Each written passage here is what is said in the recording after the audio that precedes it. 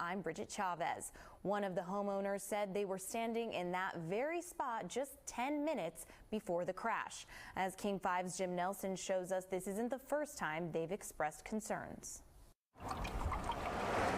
For any family living along a busy road, a fence can provide a sense of security. Yeah. It did for Kelsey Shoup and her family along the awfully steep 33rd Street Northeast. We don't want her to run out and get hit. So it's one of the first things we did when we moved here. Dulce. But that security was breached on Sunday afternoon. Apparently the car reached the top of the hill and their brakes went out and rolled back through the fence here. Kind of snapped there, and then there's that big boulder over there. They hit it, it was there, which then caused the car to roll and flip and end up on that tree over there. 3 people in the car, including kids, were taken to the hospital. They're expected to be okay. That appears to be a freak accident. What worries Kelsey is what could happen when reckless driving is a factor. People speeding straight down that hill. It scares me so much. I'm scared to be in our front yard now. So Kelsey says neighbors have been talking about this issue for a long time, and they've taken their concerns straight to the city. She shared with me a bunch of online communications. They're not satisfied with the responses they're getting. In fact, they say a lot of their concerns aren't being heard at all, and that's where most of the frustration is. Even something as simple as a speed bump. I feel like there could easily be one right there. Or even a stop sign, which granted, people can still run that, but it's just like at least little tiny traffic calming measures. She says the city has argued that could cause problems for emergency vehicles, but without any action, Shoup fears the worst. And we'd be talking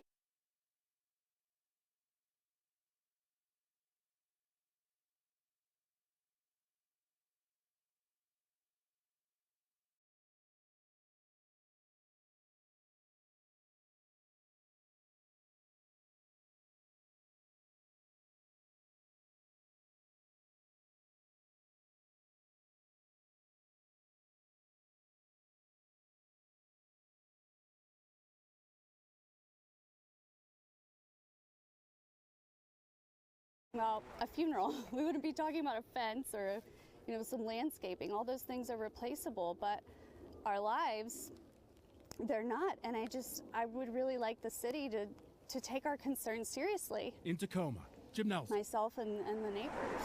King 5 News. A spokesperson for the city acknowledged our request for comment, but because of the holiday, they were unable to provide a response. Also in Tacoma tonight, police are investigating a deadly stabbing on South M Street near the Safeway. It happened around 8:30 last night. Officers were called to the hospital for a report of a stabbing victim. By the time they arrived, the man had died. They were able to locate the crime scene in the Hilltop neighborhood and arrested a suspect overnight. Bail is set at $1.5 million for the 19-year-old suspect accused in a shooting outside a Seattle nightclub. The shooting happened last Monday off East Pike Street on Capitol Hill. 3 people were seriously hurt. Investigators say they identified the suspect using surveillance video from outside the club before tracking him down Friday at an apartment complex just 3 blocks from the scene. Prosecutors say charges could come as soon as Wednesday. A memorial is growing tonight in Pierce County for a 17-year-old who was shot and killed over the weekend. Investigators believe it was a random robbery that turned deadly. No one has been arrested. South Bureau Chief Drew Mickelson spoke with the teen's girlfriend who witnessed his final moments. The shooting happened last night, and all day we've been watching friends and family of Braylon Diaz come back here to pay their respects and to mourn. They told us Braylon would never hurt anyone, and he was so loved. Caitlin Zuniga came back to the spot where she witnessed the murder of her boyfriend, Braylon Diaz, just 12 hours earlier. We're walking home from his house, and everything seemed fine.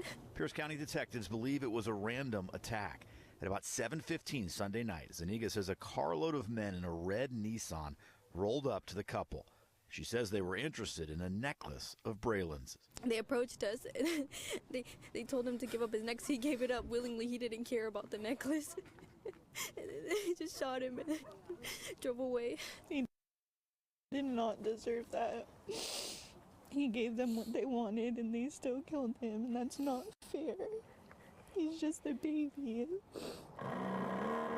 All morning, family and friends came out to remember Braylon, the Washington High School junior who had plans to join the military.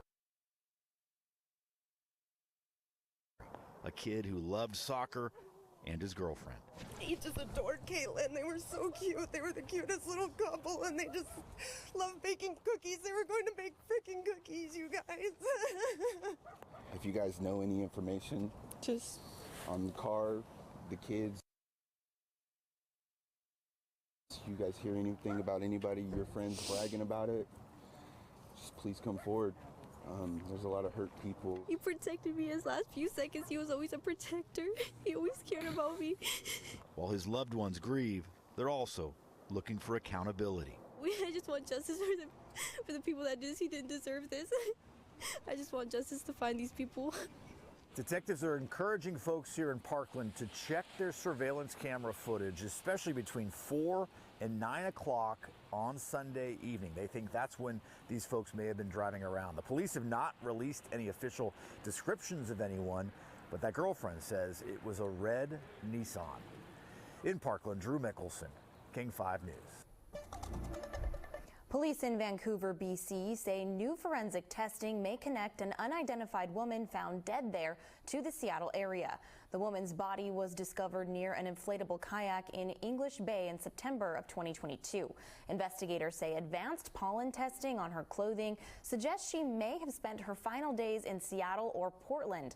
The woman is believed to be in her 30s. The kayak contained candy, insulin, and a backpack, but no identification. Investigators hope cross-border outreach will spark new leads and finally help identify the woman so her family can be notified. Taking a live look outside over Seattle, a calm night after some windy and rainy conditions today. Let's check in with meteorologist Leah Pizzetti on what we can expect tomorrow. Yeah, much different, Bridget. We are going to see a much drier day. Today certainly brought the rain. I went ahead and looped the last 12 hours for you so you can see how the rain moved through. We saw steady rain moving through Puget Sound, and then it pushed off to the east into the afternoon and evening. Right now, we're still seeing a little bit of steady rain over around Wenatchee and on the eastern slopes of the Cascades, but most of Puget Sound is fizzling out, just a few spotty showers, and that is going to continue into our daytime hours tomorrow.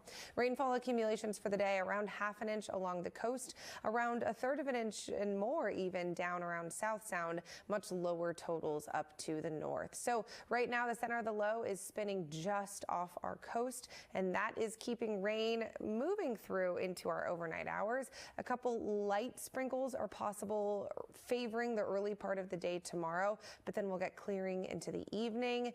Then we are going to see a dry period settle in. Temperatures will warm up as well. I'll show you that in your extended forecast.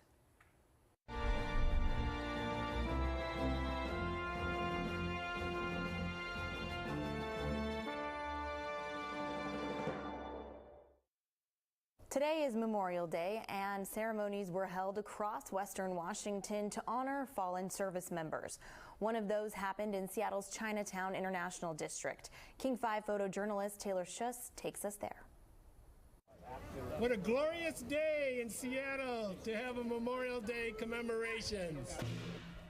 Welcome to the 2026 Seattle Chinatown International District Memorial Day commemoration.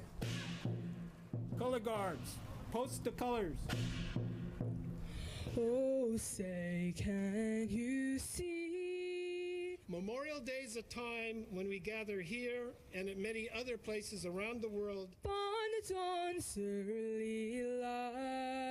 to remember those military members who died while serving in the armed forces of the United States. What so proudly we held. They gave their lives so we could live in freedom. At the twilight's last gleaming. However, freedom is never free. And the rocket's red glow, the bombs bursting in light, gave proof through the flag, that our flag was still. There is a price to be paid, and they paid that price in full measure. We gather to remember a heavy sacrifice, one born out of a deep devotion to our country. Truth be told, those of us who didn't sacrifice for the